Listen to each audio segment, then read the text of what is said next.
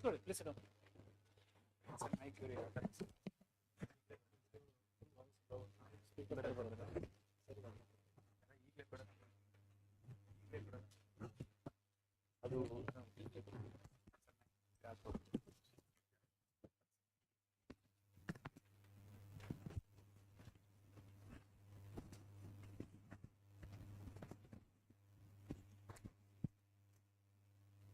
It's okay? Okay.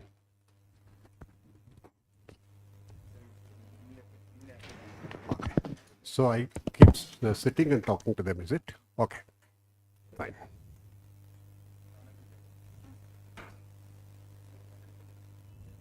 Good here, good. Best because if I stand also, it's easier.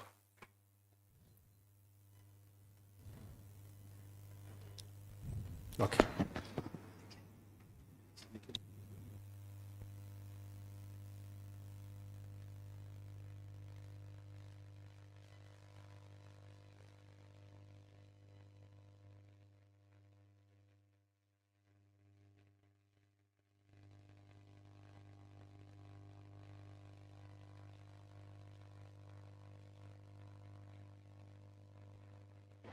Good evening, everyone. I hope all of you are doing great. And welcome to a very exciting session. So we used to have this Ignite at Insights IAS. So where we wanted to ignite young minds with new ideas, new perspectives, and also bringing people, especially accomplished people in various fields. So we wanted to enlighten all of you, maybe with respect to how to face the examination and also about issues around the world. So today we have a great guest amongst us, Parthasarathi sir. So Ambassador Parthasarathi sir. So most of you might have seen him in TV debates and interviews. So all the national media and the state media, whenever India is in crisis, whenever international issues, all the big debates, he has been part of these debates. And today, and our PSIR faculty, Nikhil sir will introduce the sir. And after that, sir will take a session and he will share his perspectives, his experience with respect to examination. He has been on interview panels, right, both in UPSC and outside UPSC, and a huge amount of experience about the service and beyond the service. And he has been mentoring students, especially for interview and mains, since his retirement also. So that is also one good thing. Once again, we welcome you, sir. It's a pleasure to have you here. And so we are starting this Ignite at Insights IAS with you. And I hope we will successfully continue this initiative. Thank you so much, sir.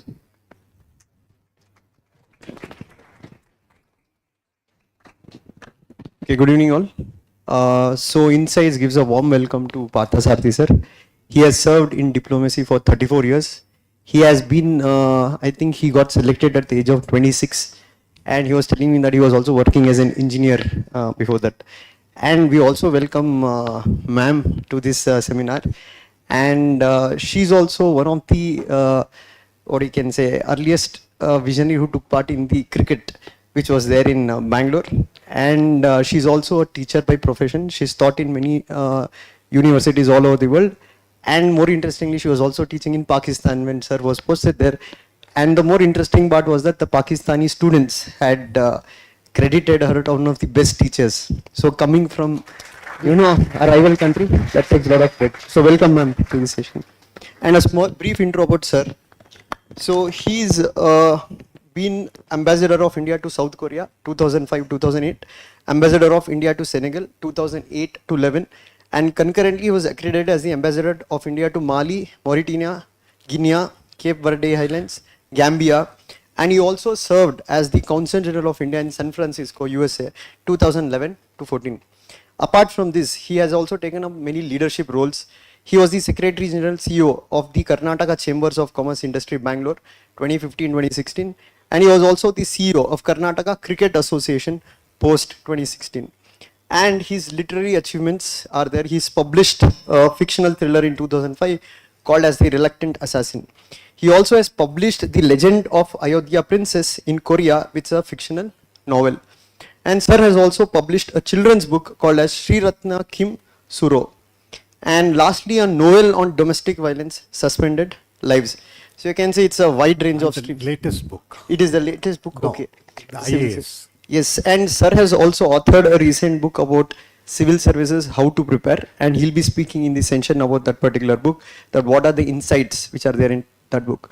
So I can say that one thing, happy thing, that even I think one of the student was saying that we have read sir's article in newspaper, and today we are getting to meet him, and especially political science students who are there, you would have read his article in Parthasarathi. It's written in various journals. So again, a very warm welcome to you, sir, from Team Insights. I think ಎಲ್ರಿಗೂ ನಮಸ್ಕಾರ. I think I would prefer to speak standing up so that you can all see me easily. First of all, for any speaker, the best thing that can happen is to see a hall full of aspirants or the students who are smiling and who are probably interested to listen to you. Okay. At the same time, I will tell you how lucky you people are, you may not realize. Because I have served in Pakistan, I have traveled to Afghanistan, I have served in Syria, I have traveled to Lebanon, Iran, and all the neighboring countries. Today there, students forget about taking such exams. If they just want to study or they just want to go out, most probably they will be killed. You don't know where the bomb falls on them. Particularly if you are a girl student, even in Pakistan or Afghanistan, if you think you want to study something and if you go, there is no guarantee that you will come back alive. So just imagine, just the mere fact that you are born in India and you are in this Bangalore in a salubrious climate without any thought about what is happening around the world, you can sit, relax and pursue what you want to do. That's a great thing. Secondly, again, I think you are lucky because I was looking at the review of the Insights Academy.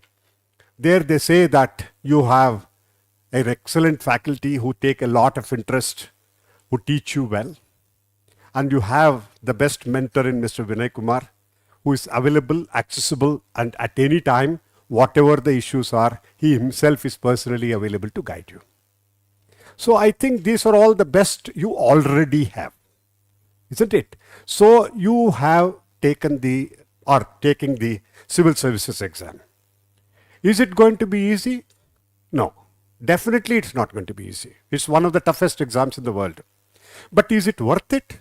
Definitely it is worth it.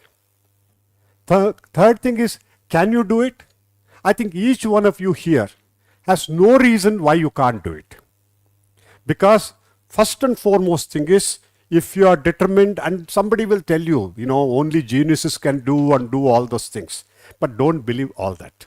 Sometime if you are a genius, it can even become rather difficult thing for you to do because of your overconfidence and then kind of one-sided thinking and many other things.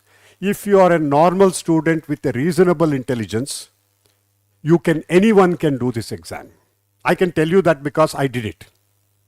You understand? So at least you can say that yes, you can do it, means if I can do it, you can do it. Because just imagine 50, 55 years back, I was like any of you sitting there, and the thing is, I'll come to that in a minute.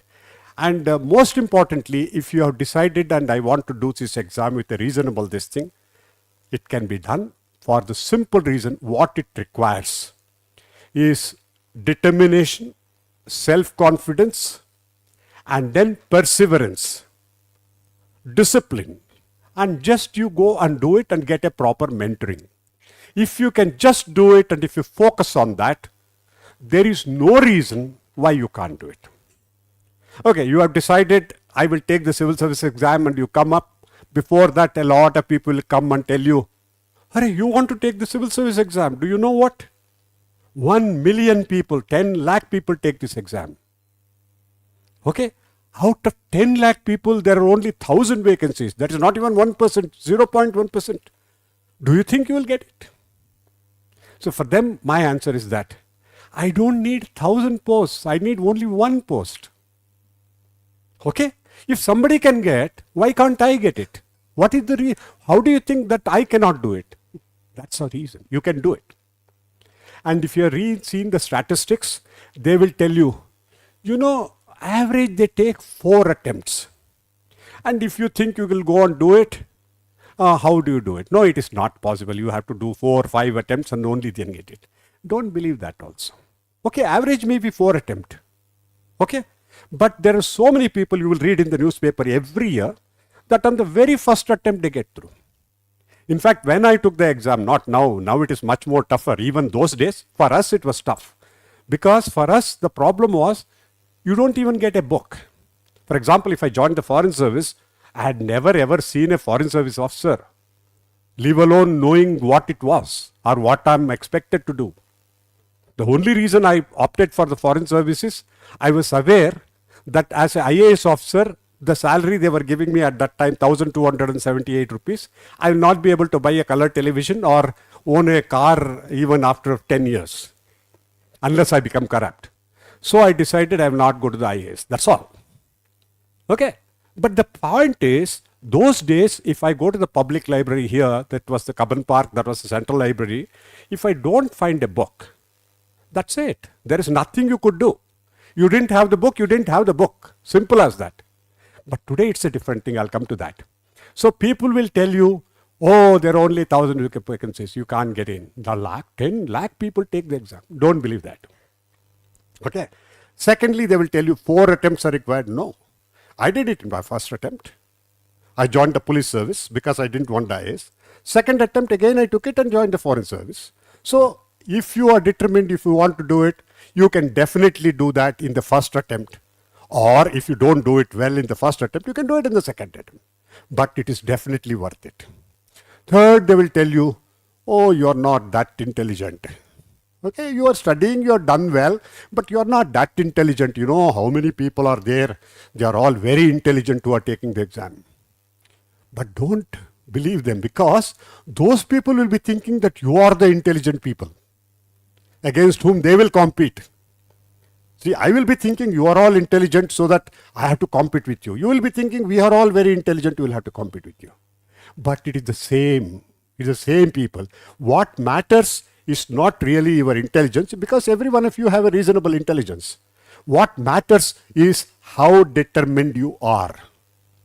If anybody want to say, okay, let me also try. So many are taking, I will try, I will take it. Please do not try. Because this is not an exam where we'll see, okay, let me try, by chance I will get it, by luck I will get it. No. If you are doing that, you will not be doing justice to yourself. And if you take the exam, you will not be able to succeed. And so you will again get frustrated. You take this exam and you decide 100%, yes, I'm going to do it. And have the confidence, I can do it. You understand? And nowadays, the problem is, everybody says, oh, we don't have financial resources. So many people go spend the money, they do all that, etc., etc. But even that, don't believe it. It's a good thing if you join an institution like this, because they will provide you mentors, they will guide you, they will lift up your spirit, they do all that. But there is so much material available online. You can get practically, like right from NCERT books, you can get most of the books and guide material and the things required online, most of the time free of charge. But your problem is not like what we used to face. That we used to face the problem of not having a material. But today your problem is something called a burst of information, an explosion of information available. And you have something called FOMO, fear of missing out.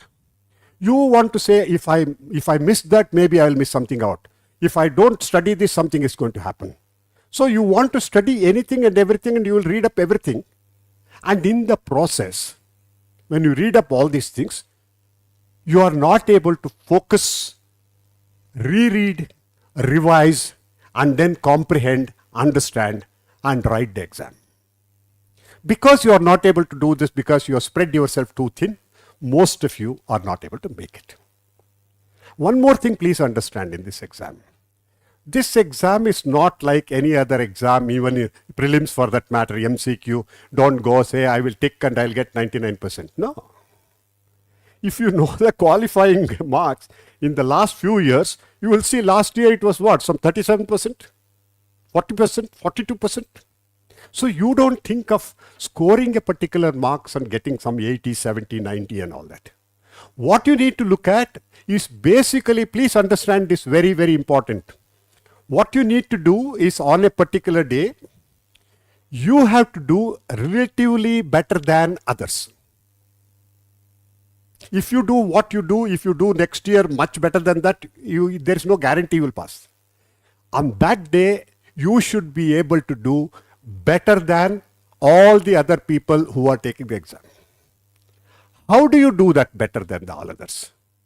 These are not the big things, because material is available practically everybody. The same material is available. When you can go download anything you want, you can buy books now. I think most of the books available at a reasonable price, or download the books and you all study. So when you all study, you all can do at a particular level. But what is really important is basically one is comprehension. What you read, do you comprehend? It is no more a question of, okay, I read this, I remember this, I'm going to write it back, so I'm going to get through. This exam is not like that. In this exam, what you need is comprehension. Once you read that, do you understand the concept? Do you understand what it really means? Then can you analyze it? Once you analyze it, what is that? It holds the whole thing. You understand what the whole topic is about. And then when they ask the question, you look for the prompt. Prompt means now in the digital age, you understand what the prompt means. In the sense, what do they actually ask? For example, a short note or an essay, they may ask, comment, your opinion, analyze the thing, discuss the pros and cons. So many things are different. Each one is a different thing. Discuss is different than opinion is different than, comment is different from all these things, describe to all these things. So each little thing you will be able to, you have to understand and respond. Okay. And secondly, another thing also I will tell you, it is not just you comprehend. Apart from comprehending, you should be able to communicate. For example, there are questions. There's so many questions. Let's say there are 20 questions you will have to answer within the 3 hours, that is time that is given. You have so much of knowledge, everything you have got. You have understood the subject. But if you cannot write that 150 or 250 words in the time that is given to you, what is the use? You have no idea. I mean, you can write pages for whatever it is, but that doesn't help you. You should be able to precisely communicate within approximately so many words within the time available. You should communicate. Only if you communicate, then you are effective. You should be able to get the most marks. If you are not able to do it, then that is where you are going to lose out. You understand? And then the question is, when you write that also, okay, everybody knows what is going to be, what is required to be written, and you will write that. But no, that's not the way it is to be. You have to, when you write the thing, it should be clearly structured. It should have the details that is required. For example, can anybody tell me what is the GDP of India today? I mean, we are talking of the India, not any country other than that. What is the GDP of India? Somebody? Huh? 3.4?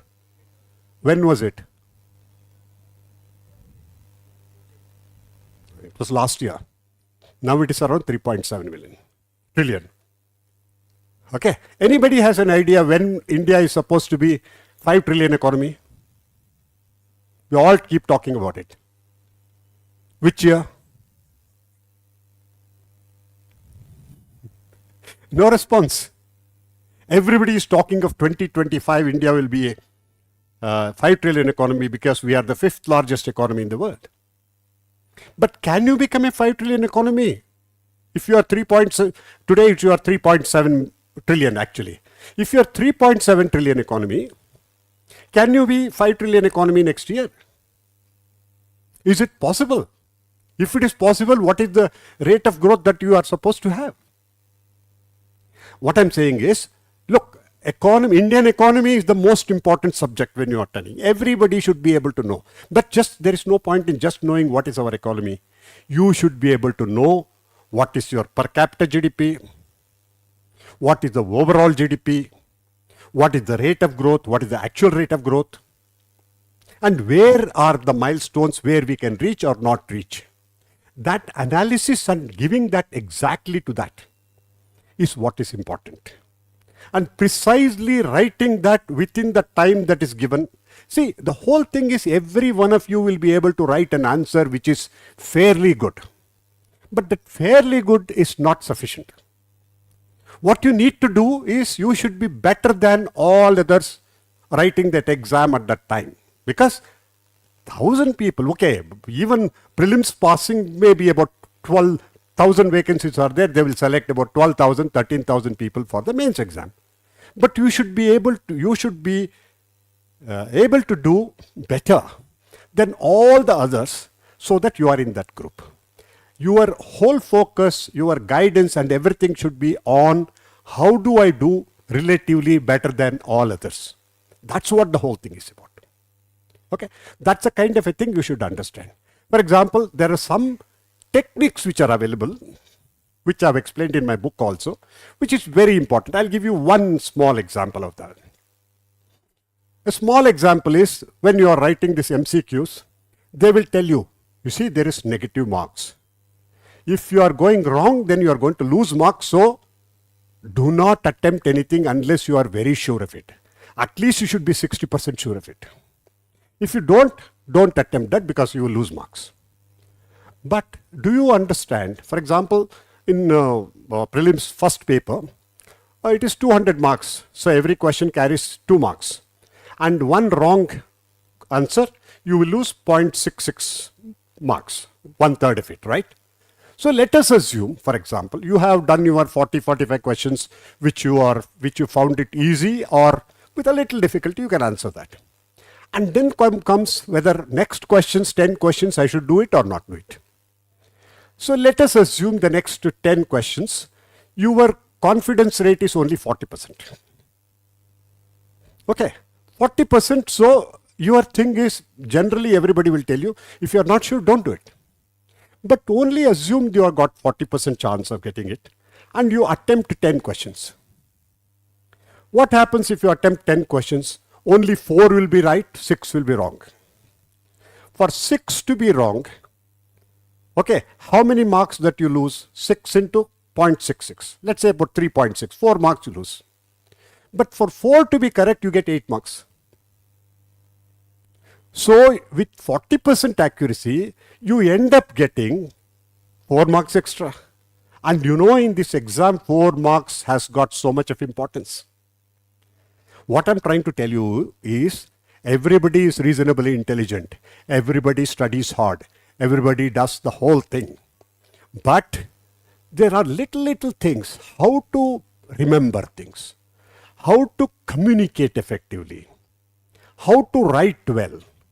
All these little things are very, very important because this is what is going to differentiate you from all others and make you that you are better than the rest of them. If you all can focus on small things, like the memory devices, you have studied something, how do you remember those things? Or how do you use your ChatGPT or Gemini or any chatbot or LLM to take advantage of them and do that so that you save a lot of time. You get a lot of information, precise information. But how not to depend on that? How you should be able to validate what it says. Okay, in my book I've explained how you can ask the ChatGPT to write a beautiful essay on, let's say, the climate change and the impact it has got. It'll write a beautiful essay. But the thing is, if you just take that as a write a beautiful essay, then everybody can write the same essay. It may look beautiful, excellent, but the thing is, you are an average student. But to take advantage of that, how do you tweak it? How do you make it kind of something special so that you are different? That's what you have to do. But make use of these things so you save time. But at the same time, how to see that you do better than that? These are the kind of things very, very essential that you are required to do. Okay, and then there are so many little things you have to understand. There is something called a border manner phenomenon. In the sense, if you have seen that, you are not thinking of anything, just let's say tomorrow you buy a car. You buy a Skoda white car, beautiful car. Till then you had not noticed. Next day, suddenly you sit in your car and start going, you will see so many Skoda cars. White cars. Not that it did not exist before. Only thing is, today, because you have that, you are automatically, your brain or the nervous system start noticing and paying attention to what you are interested in. So that's why what we say is that whenever you start, first thing is you study the syllabus so well. If you study the syllabus so thoroughly, then what happens? Every time you see something, a newspaper or this or that, okay, you will start automatically, your attention will be drawn to those articles which relate to that. And you can also immediately know whether it is related to your syllabus or not. So when you start reading the newspaper, one or two newspaper you must read every day. When you start reading the newspaper, you automatically know whether it is relevant, whether you should read it or not read it.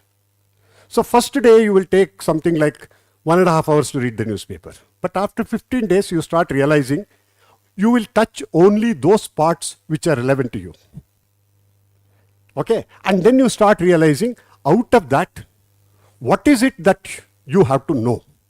For example, I don't know how many of you are aware of it, etc. Some 4 or 5 years back, there was a person, he was a Russian army officer who also worked as a double agent for Britain. Okay, and the Russians came and then they poisoned him in London, Salisbury, poisoned him using a nerve gas. And then practically, there was so much of commotion about it, and the two sides almost accused each other and all that. And then finally, they were given treatment and they survived somehow. So that was an important thing. So if there is a question on that, and if you say, yes, there was a double agent who went there and then he was given the poisoned by so and did it. Okay. And this is what happened. Okay, you get some marks. But that's not sufficient to get you through. But the same 5 sentence, if you write, the person's name was Sergei Skripal. His daughter was also with him, called Julia Skripal. They were coming back, he was the double agent, and then he was coming back from the travel. And when he tried to open the door handle was poisoned with something called Novichok. That was a nerve agent, which was only available in Soviet Union. So because of that, Moscow was accused. And then, fortunately, they were taken to the hospital immediately and they survived. The facts that you give, the little details that you give, that differentiates you and makes you go to a different level. And what you have to, again and again, I'm trying to tell you, writing the same thing in an excellent way is not sufficient. What you need to do is you have to be something extraordinary, something different, so that you are better than all others. That's what your focus need to be, how it is going to be. How to use all these facilities, how to prepare for the interview. Today I met somebody, faculty, Mr. Nikhil, he was telling me he went into the interview twice. But the thing is, the question is, there we are not checking for the knowledge of that you have. We have already checked your knowledge. That has been done in the written test. What we are looking for is how honest you are, what is your integrity? Are you a suitable material to become a civil servant? Okay. Then when we are doing that, how to face the interview board? Many times it so happens, the first question I ask them is, everybody knows 2 newspapers they will have to read. Okay, they read all that. And when we sit in the panel, when they come in the morning, I ask them, what are the headlines or what are the editorials today? Most of the time they will answer, sorry sir, today I didn't read because of the interview I came running. So you understand, the consistency is not there. You know that reading the newspaper is an important thing you need to do. But that is on the important day you are not doing it. That speaks of the person. Do you understand? So these are the things which are very important. Let me not take too much of time because I can respond to if anybody has a question. But let me also tell you before I conclude, why bother all this, why struggle all this and take the civil service?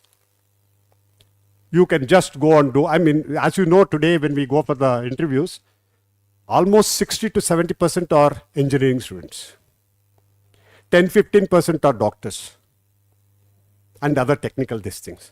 So why you do all the professional thing? If you do just IT, engineering and then go, you get 25 lakhs when you are still young. You can do all that.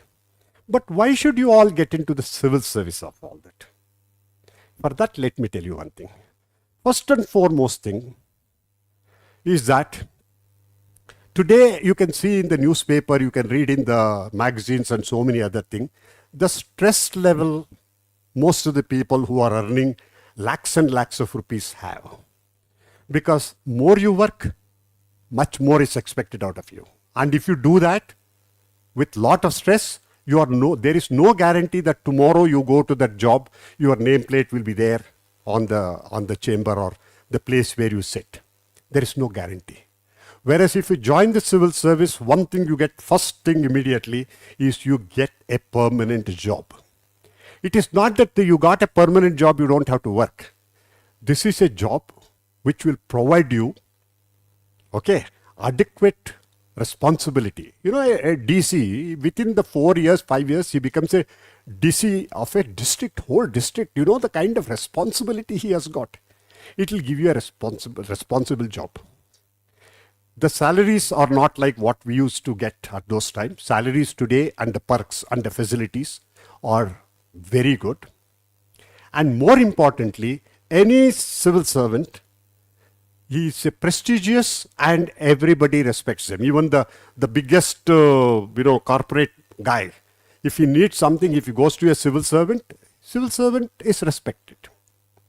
And apart from that, more importantly in civil service, you get a lot of growth opportunity. You can improve yourself. It is not that you got into that, now you can forget everything. But you have lot of opportunities to go and work in different sectors and do that. Okay, one day you are doing in finance, another day you are doing in culture, third day you are doing in industry. You can grow and you can keep on updating yourself. And more than everything, the most important aspect of civil service are two. Number one is the opportunity and the power it provides you to do some good service to the people who are underprivileged. You can help millions of people. We have a group called Nexus of Good where we promote or publicize the great work that has been done by the young civil servants.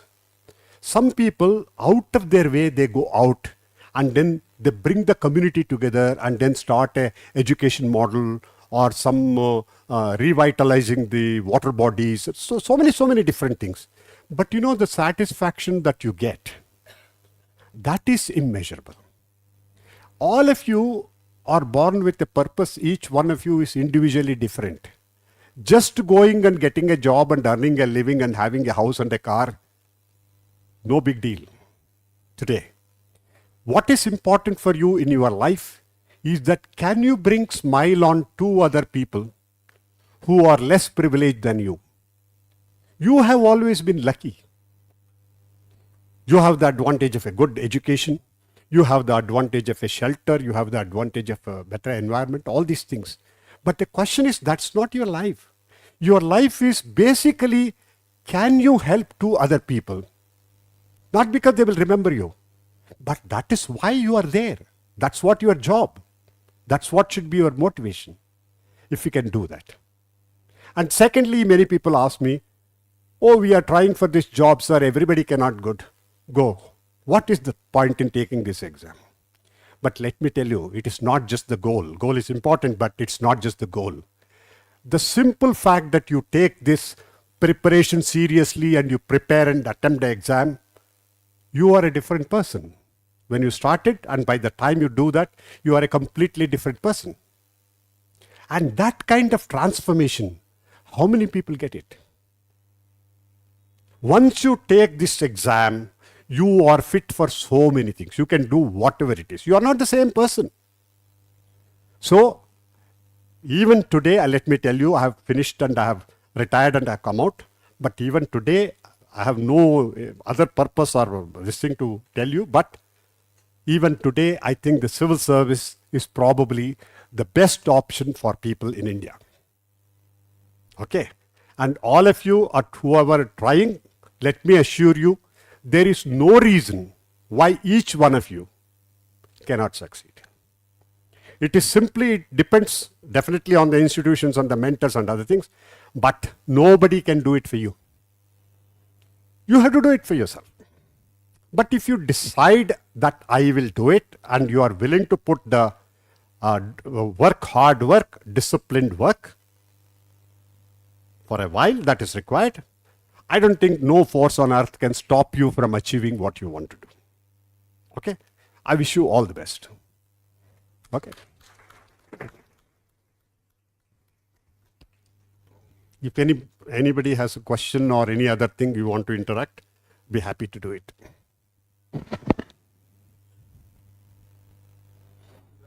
Please.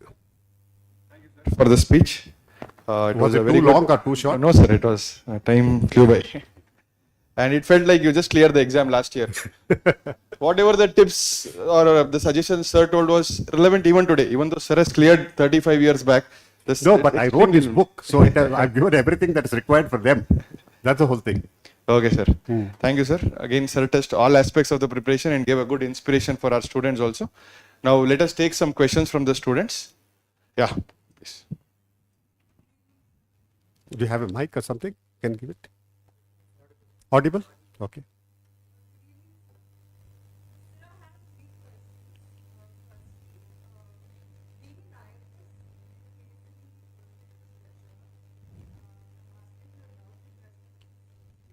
Yeah.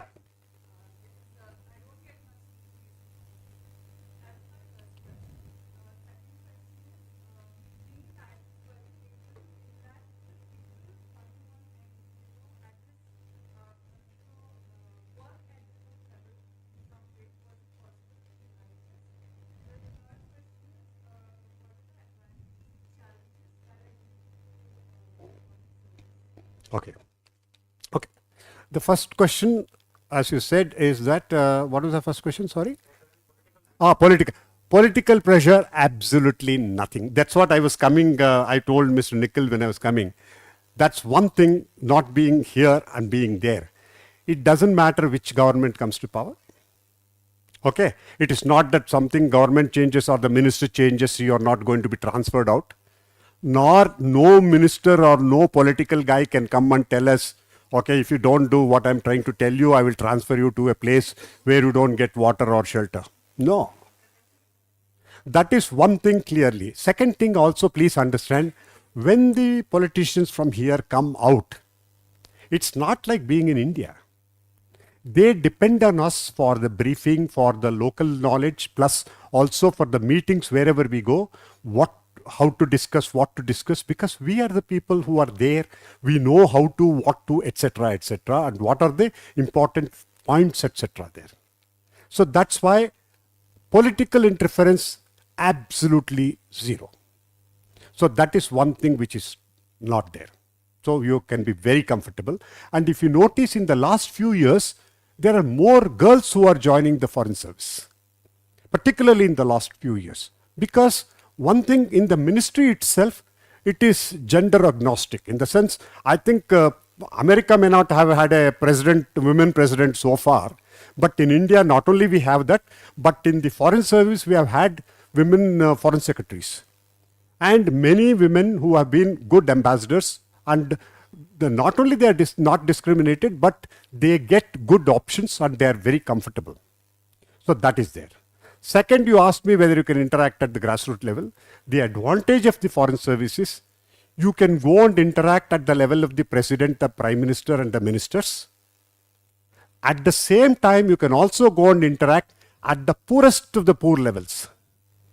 For example, I'll tell you, when I was in Africa, we used to provide, this solar lighting and other basic facilities, solar energy, to some of the remote corners of the villages where in their life they have not seen a light bulb.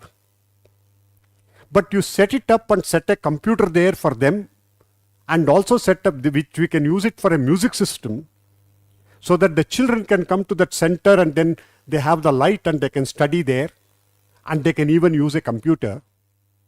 You should see the kind of smile the kids and the mothers have, and they will come 1 kilometer away with the music and band to welcome you. You know, this is the kind of things which you don't believe what you can do as a foreign service officer. At the same time, you are anything and everything there. You are the marriage officer, you are the ship dispute officer, you are anything and everything for Indians there.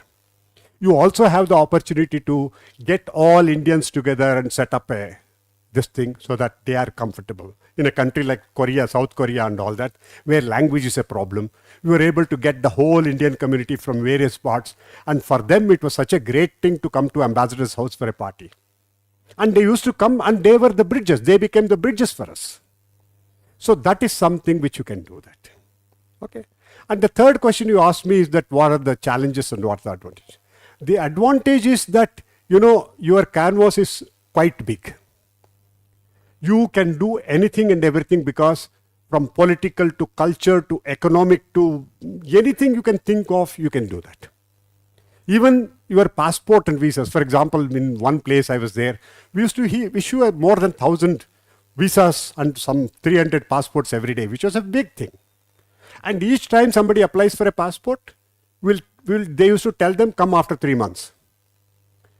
Okay. Or if you want Tatkal, you pay so much of money, we'll give it to you in 10 days. So when I looked at the problem, it was nothing in that. It was simply that we had a backlog of 3 months passports. So we put in 2 months of effort, additional effort, extra time and everything, and we cleared the backlog, so that next day you can come apply and take the passport in the evening. What I'm trying to say is, if you apply your mind and do that, you can do a lot of things. Does it have challenges? Yes, it has a lot of challenges, particularly for you and your family. Because every 3 years you change from country to country and continent to continent. Let's say I was in Belgium, from Belgium, next I come to Africa. The whole culture is different, the way things are different, and the children who were studying somewhere, they had friends, they had everything, and they are uprooted from there, and they are taken to a completely different environment, which is totally different. Okay? And there you go there, and then they make friends, and they start doing the whole thing. After 3 years again, you move them. But the good thing also is out of that, but that can also happen in India. Every officer can move may not be from continent to continent or the country to country, but it will happen from, let us say, from Bengaluru, you are posted to Gulbarga, so you will face the same problem, similar problem, not the same problem. So it depends on how you take it. Some people say that, because it happens, they kind of try to see that they stay in one place after the whole thing is over. But some people, it is such a good thing in your lifetime, when you are studying, you see so many different kind of people, so many races, so many different cultures, etc. After that, when they are ready to go to the college or take up a job, they are like the whole universe is the same. They are so confident. They have studied in the best of. That's one good thing in foreign services. They allow us to put our children in the best schools, best international school, and the government pays for it. So they can, and this syllabus is continuous. So they don't have to lose a year or anything else. It used to happen in the 80s, it used to happen. We could not afford. So we used to go to the local schools and put our children. And afterwards you go to another country, the local school will have a completely different language. So that used to be a problem. But no, after that, now all children go to international school, American school or the British school, and they have a continuity. So there is, that way there is no problem. But because you go and face a different culture, different society, different thing, and also politically, for example, when we're in Pakistan, we don't know what happens. Suddenly, one of our officers is going, somebody comes and takes an iron rod and smashes the car. We don't know what is happening. But just because one of their embassy car was touched on the road to the airport. So you have that kind of a thing. Or we had to get support for our civil nuclear deal from South Korea, whereas they are opposing North Korea, who also want the same thing. They are not supporting them. But we have to get the support. How do we get it? So like this, there are tremendous challenges, tremendous opportunities. But overall, in the foreign service, you have a great life. It is not attending parties and then cocktails and drinking. That we all do. But the same thing is, that is where we do our work. You see? And secondly, if you, let's say you don't go to a party, they will already assume so many other things. Why you didn't come, what happened, so many other things. So you have to ensure that you go there. And another challenge is because wherever you go, free drinks are available in plenty and they come and offer you. You start enjoying it, then you have your own challenges. Because one small thing you utter, next day it comes in the newspaper and then that is the end of you. So to control yourself, to ensure that you are still with all that, you are very careful and you manage it, it's very, very important, and that's a challenge. And that's those kind of things. But otherwise, overall, if you are inclined to that, it's a great job to do. Thank you. That's Any it? other questions? Yeah. Okay. Oh, sorry. Ladies first. Okay.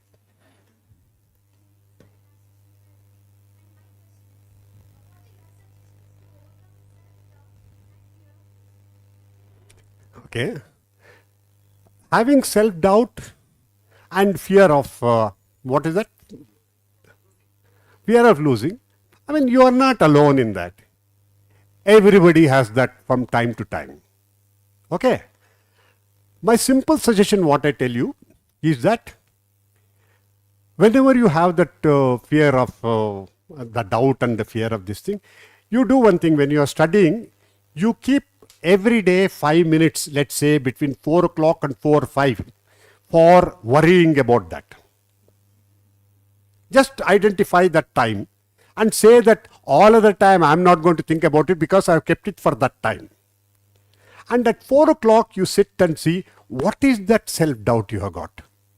Why do you have that self-doubt? How are you inferior to all others? Start analyzing it. Okay? And then you stay, so what if I have to lose? What happens? Then after 2 days, then you will finally come to 3 or 4 things probably why you think like that, what is happening. Out of that, 2 you will not remember, the next day it will go away. Okay? And 1 or 2 what you think, okay, if this is the thing, what is happening? Maybe I'm not interacting well. Maybe I feel that my communication is not well. Maybe my English is not that good. You will identify why you feel that. Then you take action to overcome that. That's all. And in what way are you inferior compared to any other person?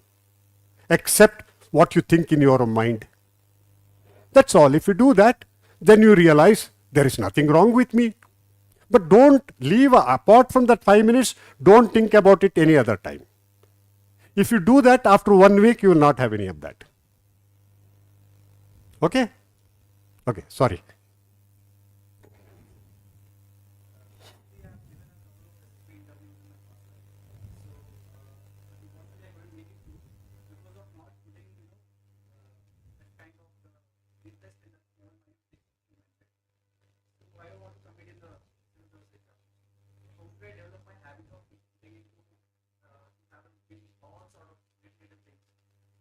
Okay, there is one thing I'll tell you simply. I already told you, don't try. If you want to do it, you believe that you will do it and get into that. Because the moment you think I'm trying or I have a fallback position, that's why I don't tell you if you don't succeed, what can you become? No.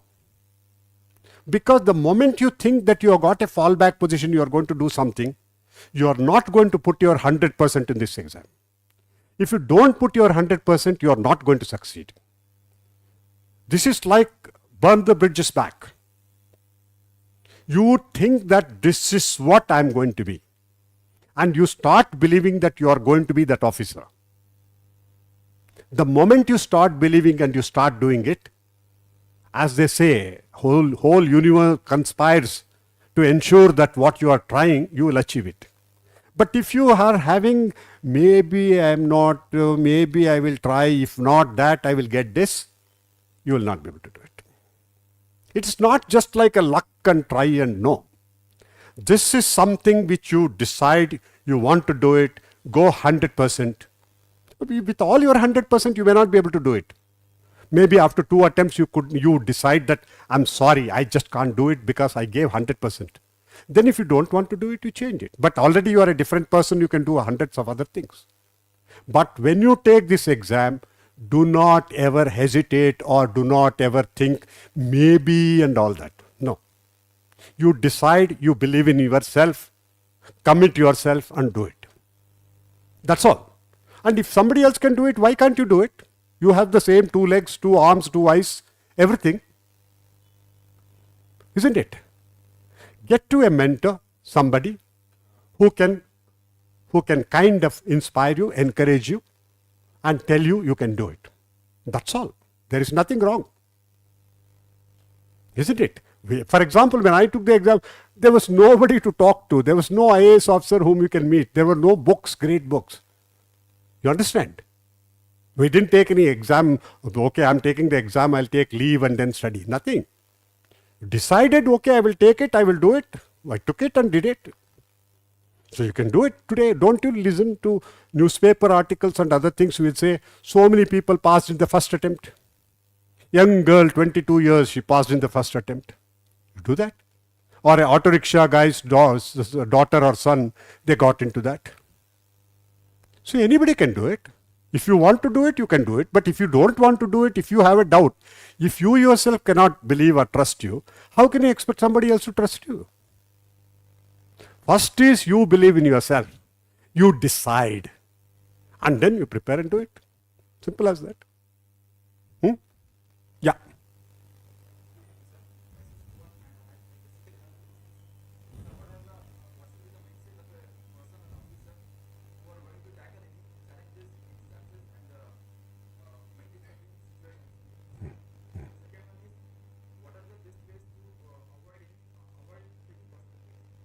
Avoid? Yeah, this is a question of, one is maturity and another is patience. Okay. By responding immediately on anything, it doesn't help you. So for that, there is an old rule which says, if something happens, provokes you or doing something, don't immediately respond to it. Don't immediately react to it. Just cool down, count from 1 to 100 slowly, and afterwards, instead of reacting, think about it and respond. Simple as that. Your patience, half the things goes away. And secondly, if somebody criticizes you and you feel personally so bad, if somebody tells you, hey, you're useless, you are no point, you can't do it, something like that, they will tell you, you get hurt, you feel personally. Have you heard of Dale Carnegie, who has written the books, great books? Okay. He tells you sometimes that nobody ever kicks a dead dog. If there is a dead dog, why would somebody go and kick? He's kicking you because you have got something in you. You understand? So don't have to take it personally. You feel proud that yes, I am something, that's why he's trying to do this.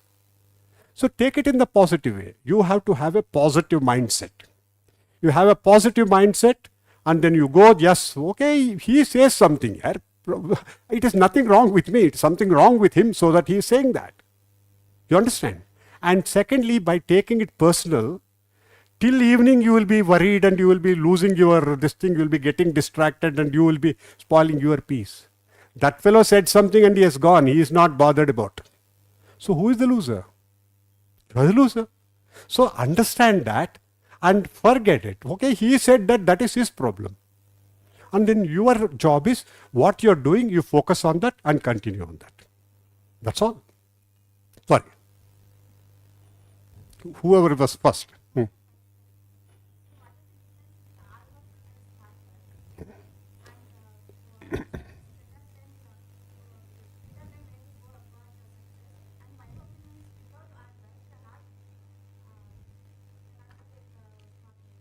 Okay. See, hard work, you go get up in the morning at 5 o'clock and then work up to 12 o'clock in the night. Whereas you are not used to getting up at 5 o'clock, you are still half sleepy. Somebody tells you, get up in the morning, that's the best hours to study and do it. You are studying from 5 o'clock to 10 o'clock, that is hard work. You can put hard work, but there is no guarantee that it will give you result. Smart work is what smart study means.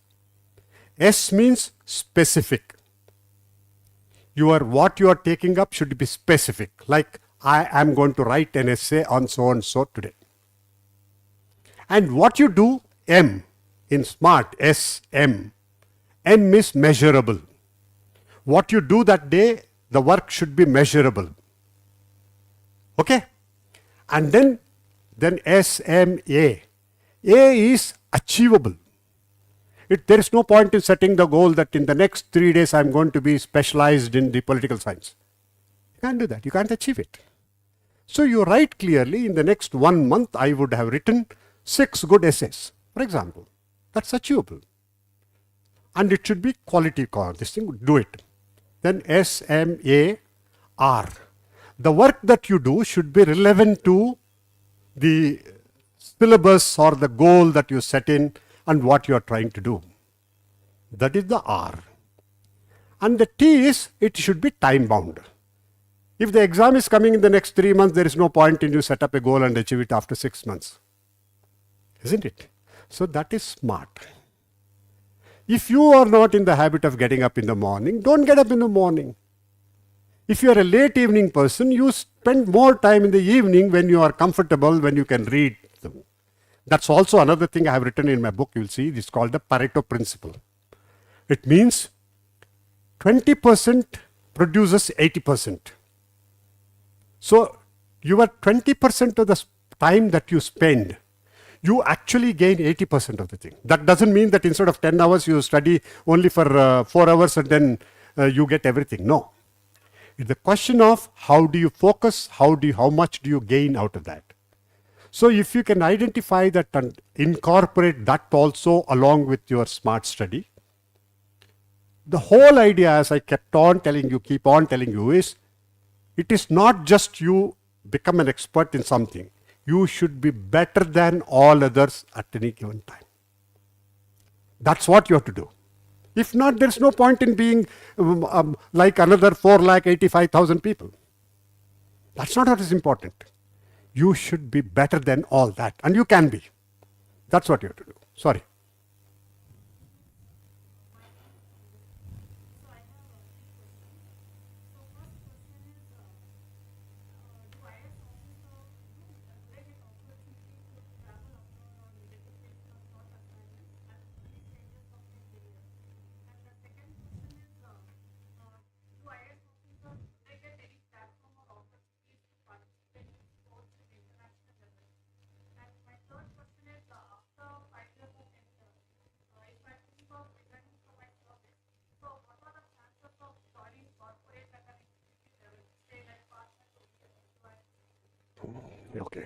Okay. First thing is, before you can think of any of the options, you have to become an IAS officer. Okay. Second thing is look, if you talk 30 years back, going abroad was such a great thing. If somebody is going abroad, they will put up in the newspaper, Videsha Prayana. And they will bring a garland and put it in the newspaper. They will all come to the airport and put a garland and they will send you off. Today, going abroad is no big deal. You understand?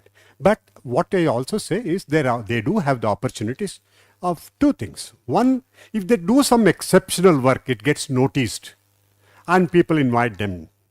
Or they also get posted in the embassies and the high commissions as the commercial officers many times. Okay, that's what happens. But at senior level, there are some couple of missions. For example, WTO mission in Geneva, and some places they have a post. IAS has a post specifically. They have the post of a deputy chief of mission or the minister level and various things, particularly normally commercial officers and things like that. So they do get posted. But today, that is not the important thing. Today, the thing is, let's say if you're in Karnataka as important IAS officers, there are so many delegations that keeps on going for so many things. People go, whether it is steel, whether to deal with steel or for mines or science and technology, 100 things they go. And in each one, some delegation goes, and in the delegation, if somebody is going, ministry is going, there will be IAS officers going along with that. But the actual thing is, today that abroad and going and all that, it doesn't carry much of importance. Because today, most of the people in the civil service, they do travel everywhere. Okay. But whether opportunities are there? Yes, opportunities are there. Okay. Okay. Done? Okay.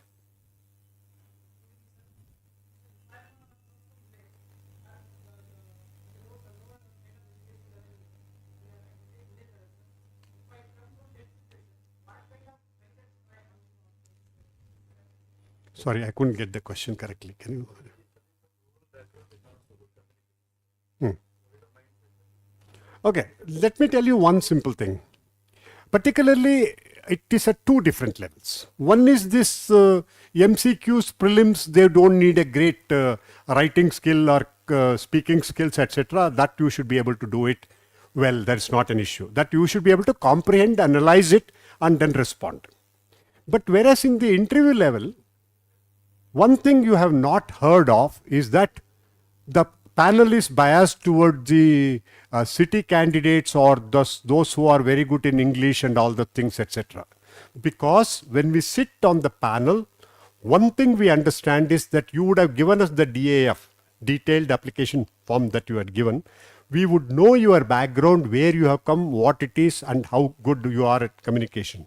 So we don't use how you communicate or how flowery language you use, and all that is not of great importance. Just because of that, you don't get less marks.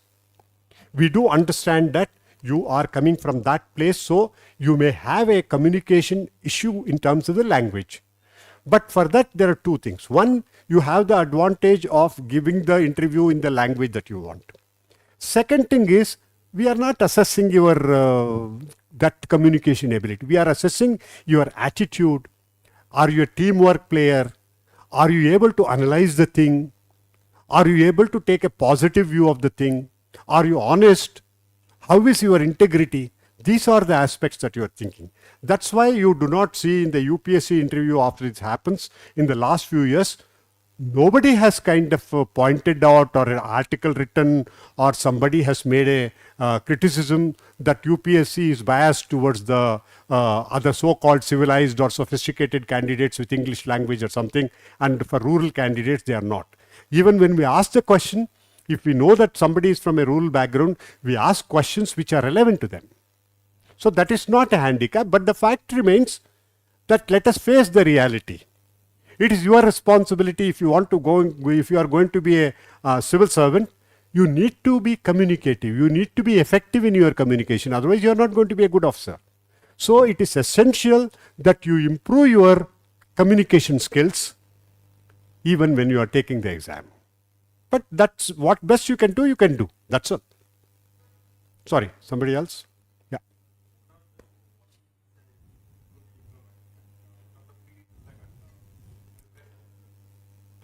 See, when we took it, there was not even proper training. But today we have a Foreign Service Institute. One is you should know. You should have a thorough knowledge of what is happening. For example, today what is happening in Israel and Gaza and things like that. We should be able to assess what is happening, what are the strengths and what are the weaknesses. Okay. And then we should be able to gauge what is likely to happen, how it is going to impact on India, which is the primary thing, and accordingly give advice to the government or take necessary action what you can. That's one thing. But that comes up with the maturity and experience. So the day you join, you will not be able to do it. But for that, already there will be a senior ambassador will be there and other senior officers will be there who will guide you and do the whole thing. But the most important thing you learn being a diplomat is to say, for example, we are arguing on something and then you say, no, this is not going to happen. This is the way it should be. I will first of all say, yes, very good, you are right. That's how I start. But finally, I will tell you, I oppose you completely. And you will thank me and go. You understand? The question is, it is your language is our weapon. How do we use it? But at the same time, patience, understanding your knowledge, and to understand the person with which or the government with which you are talking. Put yourself in their shoes and see what is their priority, what they want minimum that they will not give up. And then you understand and go and do it. This is not, it doesn't happen overnight. Slowly and steadily with your experience, you understand and you get things, etc. And some of the things, for example, what you do other than what your normal diplomatic life. For example, I wrote a novel in South Korea because there was 1-2 line in one of their old things saying that a princess from Ayodhya went to Korea and then set up a kingdom. There's 2 lines somewhere. So I took it up, developed the whole thing, gave credence to it, gave her a name, gave her a family from Ayodhya, from the king's family, did that and wrote a whole book. Today many of them, some 7.5 million out of 48 million people think they are descendants of this Indian princess. You understand? They believe it. So if I go as an ambassador there or this thing there, they all think that you are a great person. I mean, somebody from there writing their own history is different, but somebody outside from outside writing a history which they will believe it. So that gives us an extra, whenever I meet somebody, they will say, oh, you are ours.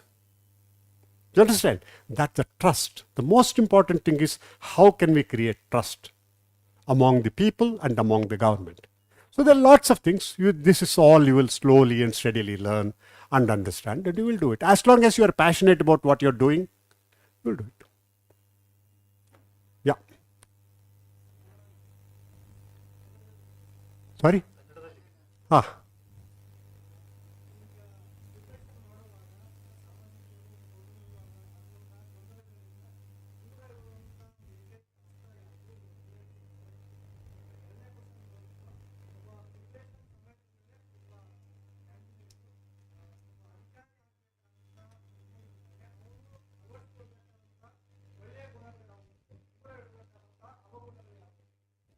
Okay, ನೀವು ಯಾವ ಗುಣ ಬೇಕು ಅವು ಗುಣ ಬೇಕು ಅದೆಲ್ಲ ಯೋಚನೆ ಮಾಡ್ಕೋಬೇಡಿ.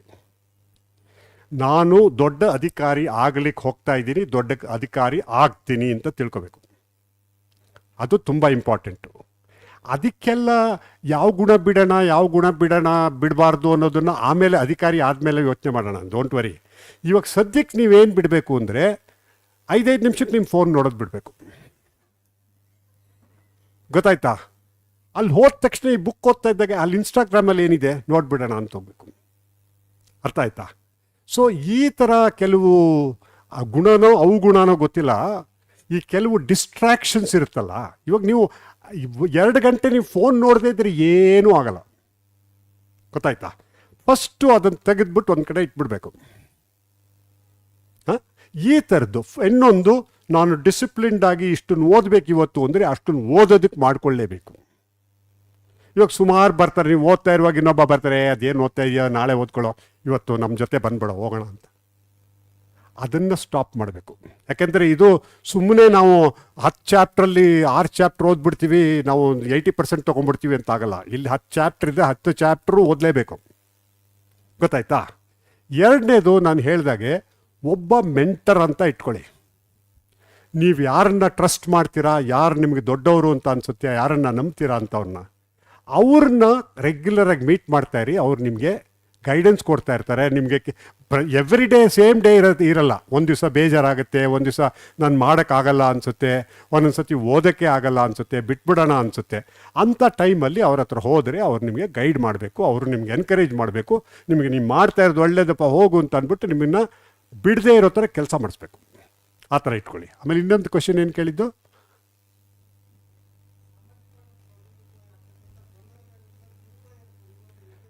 ನೀವು ಸನ್ಯಾಸಿಯಾಗಿ ಓದೋಕ್ಕಾಗಲ್ಲ. ಓಕೆ, ನೀವು ಈ ಸಾಮಾಜಿಕ ಗೊಂದಲಗಳಿರೋ ಕಡೆನೇ ನೀವು ಕೆಲಸ ಮಾಡಬೇಕು, ಅಲ್ಲಿರೋರ್ಗೇ ಉಪಯೋಗ ಮಾಡಿಕೊಡ್ಬೇಕು. ಗೊತ್ತಾಯ್ತಾ? ಆದ್ದರಿಂದ ಈ ಗೊಂದಲ ಅದಕ್ಕೆ okay, I will give you one simple example. ಇದರಿಂದ I think you will all understand how it is. I my taking too much of time? ಒಂದು ಚರ್ಚ್ ಇರುತ್ತೆ. ಆ ಚರ್ಚಲ್ಲಿ ಒಂದು ಹುಡುಗಿ ಹೋಗುತ್ತೆ, ಒಂದು 20 ವರ್ಷ ಹುಡುಗಿ. ಅಲ್ಲಿ ಹೋಗಿ ಅಲ್ಲಿ ನೋಡಿದ್ರೆ ಕೆಲವರು ಫೋನ್ ನೋಡ್ತಾ ಇರ್ತಾರೆ, ಕೆಲವರು ಪಕ್ಕದವ್ರ ಜೊತೆ ಮಾತಾಡ್ತಾ ಇರ್ತಾರೆ, ಕೆಲವರು ಇನ್ನೇನೋ ಬರಿತಾ ಇರ್ತಾರೆ, ಎಲ್ಲ ಮಾಡ್ತಾ ಇರ್ತಾರೆ, ಗಲಭೆ ನಡೀತಾ ಇರುತ್ತೆ. ಆಗ ಇವಳು ಹೋಗ್ಬಿಟ್ಟು ಹೇಳ್ತಾಳೆ, ಅವನು ಫಾದರ್ ಇರ್ತಾನಲ್ಲ, ಅವ್ನು ಪ್ರೀಸ್ಟ್ ಹತ್ರ ಹೋಗ್ಬಿಟ್ಟು, ನಾಳೆ ನೆಕ್ಸ್ಟ್ ವೀಕಿಂದ ನಾನು ಈ ಚರ್ಚಿಗೆ ಬರೋದಿಲ್ಲ. ಯಾಕಮ್ಮ ಬರೋದಿಲ್ಲ ಚರ್ಚ್ಗೆ? ಇಲ್ಲಿ ನೋಡಿ ಎಂಥ ಒಳ್ಳೆ ಜಾಗ, ಇಲ್ಲಿ ಬಂದ್ರೆ ನೋಡಿದ್ರೆ ಏನು, ಎಲ್ರೂ ಅವರು ಫೋನ್ ನೋಡ್ತಾ ಇರ್ತಾರೆ, ಮಾತಾಡ್ತಾ ಇರ್ತಾರೆ, ಇದು ಮಾಡ್ತಾರೆ, ಬೇರೆಯವ್ರ ಜೊತೆ ಏನೋ ಬರಿತಾ ಇರ್ತಾರೆ. ಇಲ್ಲಿ ಬಂದು ಏನು ಉಪಯೋಗ? ಅವು ಇಷ್ಟೆಲ್ಲ ಡಿಸ್ಟ್ರಾಕ್ಷನ್ ಇದ್ದರೆ ನಾನೇನು ಮಾಡೋಕ್ಕಾಗುತ್ತೆ? How can I focus my self ಅಂತ ಹೇಳ್ತೇನೆ. ಓಕೆಮ್ಮ ನೆಕ್ಸ್ಟ್ ವೀಕಿಂದ ಬರಬೇಡ, ಅದಕ್ಕೆ ಮೊದಲು ಒಂದು ಕೆಲಸ ಮಾಡ್ತೀಯಾ ಅಂತ ಹೇಳಿ. ಏನಿಲ್ಲ, ನಾನೊಂದು ಗ್ಲಾಸ್ ನೀರು ಕೊಡ್ತೀನಿ, ಈ ನೀರಿನ ಈ ಕಡೆಯಿಂದ ಹೋಗ್ಬಿಟ್ಟು ಅವ್ರು ಸುತ್ತಾಕೊಂಡು ಆ ಕಡೆ ಬಂದು ನನಗೆ ಕೊಟ್ಬಿಡಮ್ಮ ಅಂತ. ಓಕೆ, ಅದೇನು ಸೊಂಬ ಅಂತ ಅವನು ಒಂದು ಗ್ಲಾಸ್ ಫುಲ್ಲು ಬ್ರಿಮ್ವರೆಗೂ ನೀರು ಹಾಕ್ಬಿಟ್ಟು ಕೊಡ್ತಾನೆ. ಇವಳು ಅದು ಹಿಡ್ಕೊಂಡು ನೀಟಾಗಿ ಒಂದು ಡ್ರಾಪು ಚೆಲ್ಲಬಾರ್ದು ಅಂತ ಹೀಗೆಲ್ಲ ಸುತ್ತಕೊಂಡು ಫುಲ್ಲು ರೌಂಡ್ ಹೊಡ್ಕೊಂಡು ಆ ಕಡೆ ಬಂದುಬಿಟ್ಟು ಅವನ ಹತ್ರ 10-15 ನಿಮಿಷ ಆದಮೇಲೆ ಕೊಡ್ತಾಳೆ. ಕೊಟ್ಟಾಗ ಒಂದು ಕೇಳ್ತಾನೆ, ಅವರೆಲ್ಲ ಏನು ಮಾತಾಡ್ತಾ ಇದ್ರಮ್ಮ ಅಂತ. ನನಗೇನು ಗೊತ್ತು, ನಾನು ಇದನ್ನು ಫೋಕಸ್ ಮಾಡಿ ಒಂದು ಡ್ರಾಪ್ ಬೀಳಬಾರ್ದು ಅಂದ್ಬಿಟ್ಟು ನಾನು ಇಲ್ಲಿ ಫೋಕಸ್ ಮಾಡ್ಕೊಂಡು ಬರ್ತಾಯಿದ್ದೆ, ಅವ್ರೇನು ಮಾಡ್ತಿದ್ದಾರೆ ಅಂತ ನನಗೇನು ಗೊತ್ತು ಅಂತ. ಸೊ ಅವ್ನು ಹೇಳೋದಷ್ಟೇ, ನೀನು ನೋಡಮ್ಮ, ನೀನು if you are focusing on what you are doing, ಬೇರೆ ಯಾರು ಮಾಡ್ತಾರೆ, ಗೊಂದಲ ಏನಾಗ್ತಾ ಇದೆ, ಪಕ್ಕದ ಮನೆಯವ್ರು ಏನು ಕಜ್ಜಾಯ ಮಾಡ್ತಿದ್ದಾರಾ, ಅವೆಲ್ಲ ಬೇಕಾಗಿಲ್ಲ. ನಿಮ್ಮ ಕೆಲಸ ಏನು, you focus. If you focus on that, you ಎಷ್ಟು ಗಲಾಟೆ ಇದ್ರೂ ಸಂತೆಯಲ್ಲಿ ಕೂತ್ಕೊಂಡು ನೀವು ಓದ್ಬೋದು. ಯಾಕಂದರೆ ನೀವು ಫೋಕಸ್ ಇಟ್ಕೋಬೇಕು. If you are there, then you can do it. If you can't do it, then it is not ಅವ್ರ ಫಾಲ್ಟ್ ಅಲ್ಲ, ನಿಮ್ಮ ಫಾಲ್ಟು. ಓಕೆ,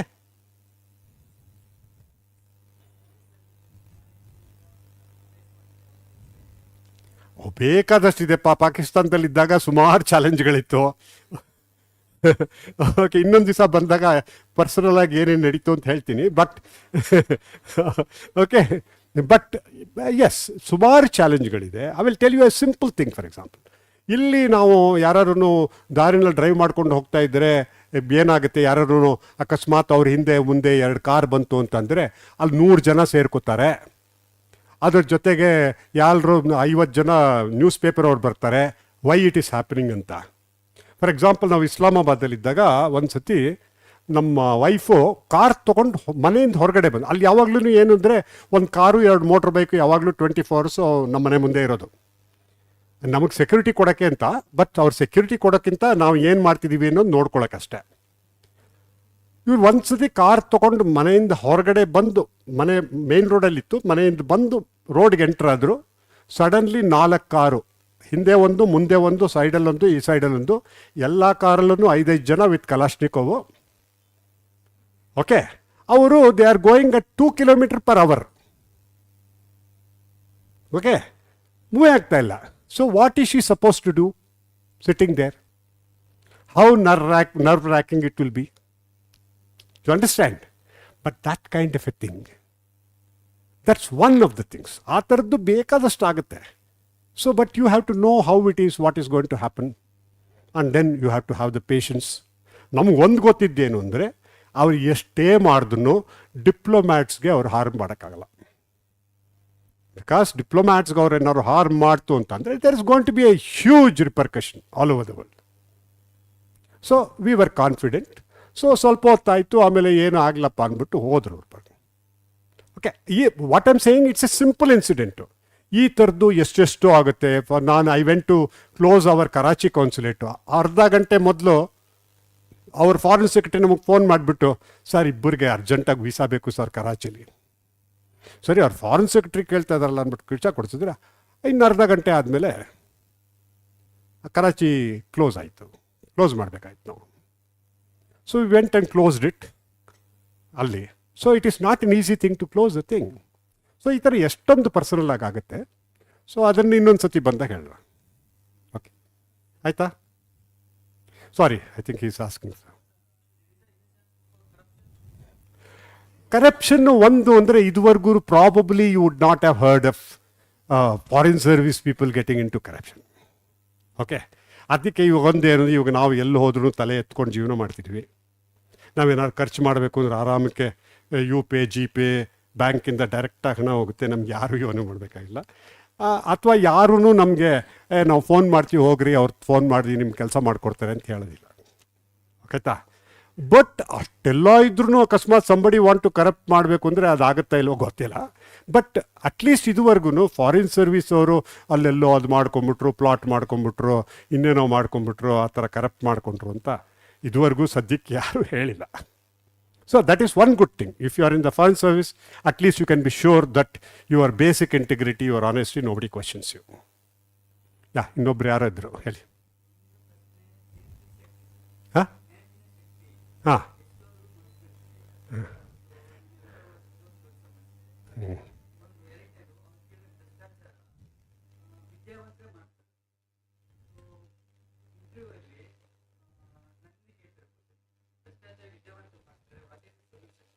ಓಕೆ, ಎರಡು. ಒಂದು ನೆನಪಿನ ಶಕ್ತಿ. ನೆನಪಿನ ಶಕ್ತಿ ಯಾತಕ್ಕೆ ನಿಮ್ಗೆ ಸುಮಾರು ಇರಲ್ಲ ಅಂದರೆ, ಫಸ್ಟು ಅದನ್ನು ಓದಿದಾಗ ನೀವು ಅಟೆನ್ಷನ್ ಕೊಟ್ಟಿರಲ್ಲ ಅದಕ್ಕೆ. ಸುಮ್ಮನೆ ಓದಿರ್ತೀರ, ಸುಮ್ಮನೆ ಓದಿದ್ರೆ ಏನೂ ಬರಲ್ಲ.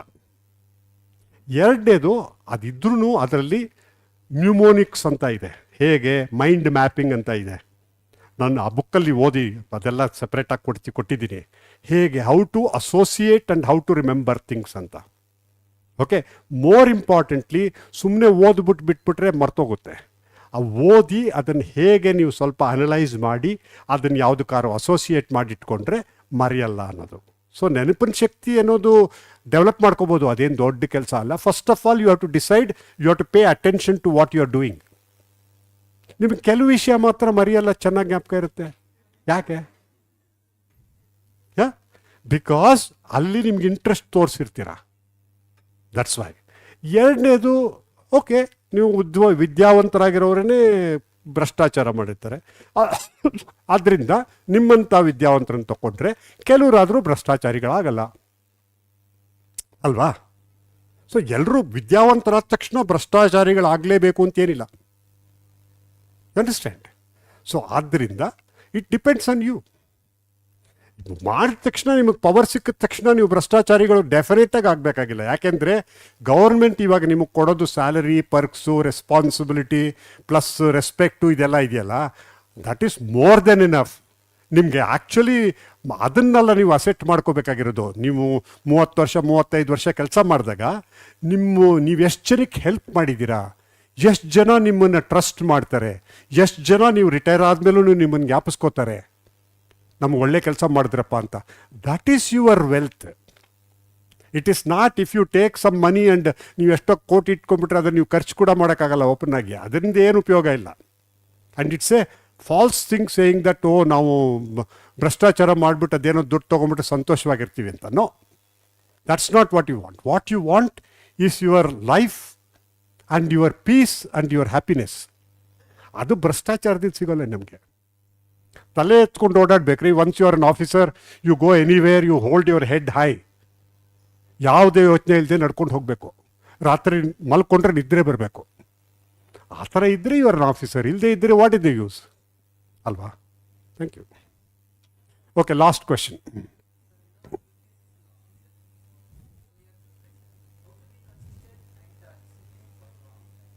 Okay, there are people who go on a sprint. 15 ಸೆಕೆಂಡಲ್ಲಿ 100 ಮೀಟರ್ ಕವರ್ ಮಾಡಿಬಿಡ್ತಾರೆ 10 ಸೆಕೆಂಡಲ್ಲಿ. ಇನ್ನು ಕೆಲವರು ಮ್ಯಾರಥಾನ್ ರನ್ ಮಾಡ್ತಾರೆ. You understand? ಈ ಸ್ಪ್ರಿಂಟ್ ಮಾಡೋರು ಮ್ಯಾರಥಾನ್ ಮಾಡೋಕ್ಕಾಗಲ್ಲ. ಆ ಮ್ಯಾರಥಾನ್ಗೆ ಬೇರೆ ಪ್ರಿಪ್ರೇಷನ್ ಇರುತ್ತೆ.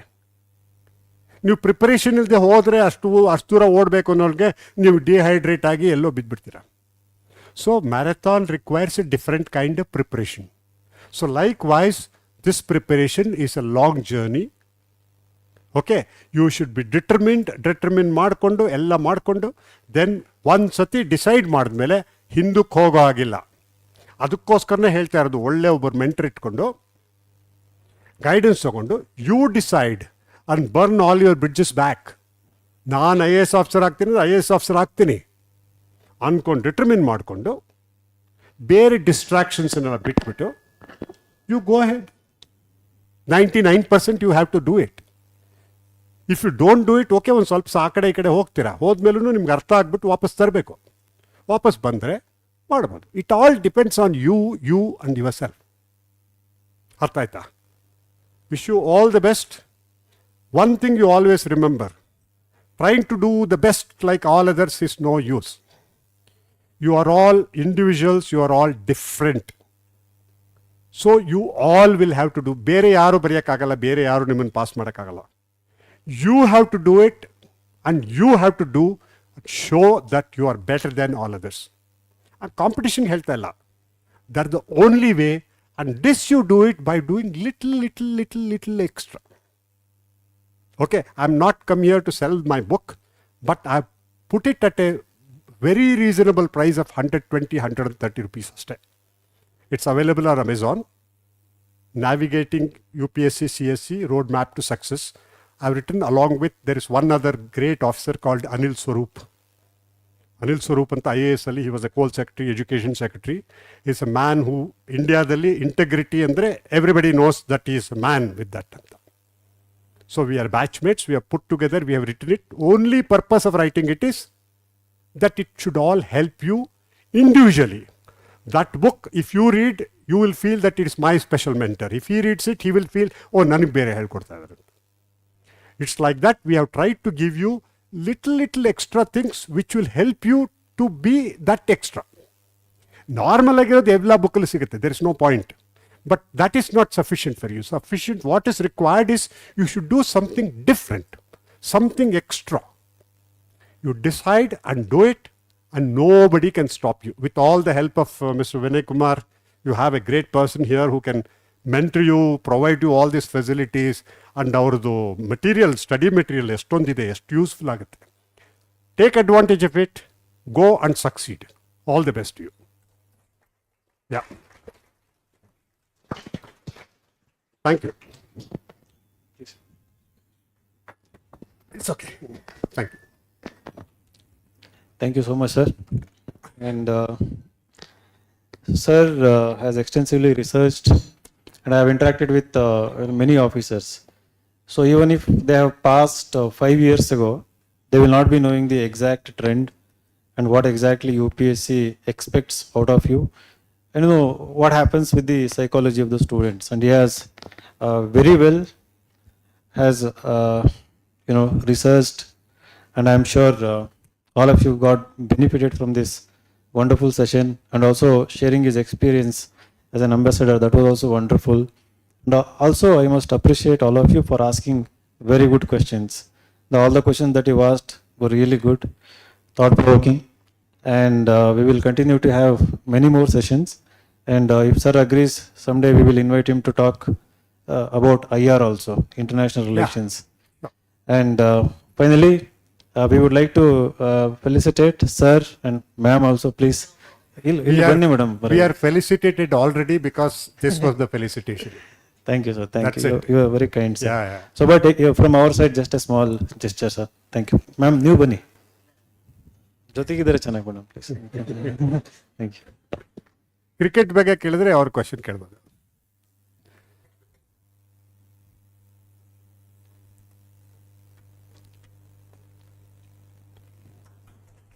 Thank you.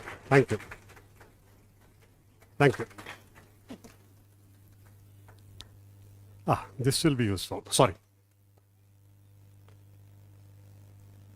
Oh, this is useful.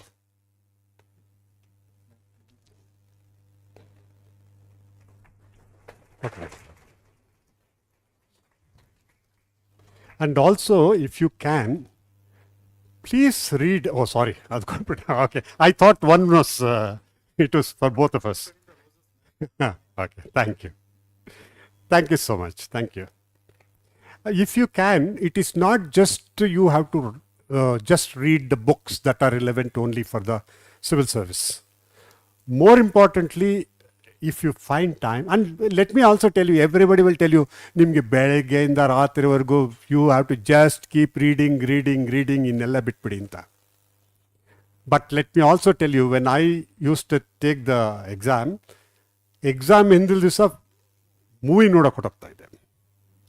The reason is simple. When you go and see the movie and come next day, you are very comfortable, calm, and you are in a good mood to write what you want to write. Okay, you are not pressed up saying that, oh, 27 pages odilla, ad madla. You are, because your mindset is very important. So what I'm trying to tell you is when you are reading, you also have to give some time for incentivize yourself. Go and see a movie, go do some meditation. Your physical health, mental health is very important. Okay, when you do that, get some good books and read it. This is so, it helps you in so many ways. For example, Indra Nooyi, an Indian who became the head of the, what is that, Pepsi. You should see what her journey, how it was. Or you go to Lee Iacocca, who was the head of the Chrysler. Just see that. And you will learn so much. You will get confidence, you will get inspired, you will do all that. And extra ಓದೋದ್ರಿಂದ ಅದು distraction waste ಅಂತಲ್ಲ. That also is a part of your study. Thank you. Thank you. I'll just leave this, then this also.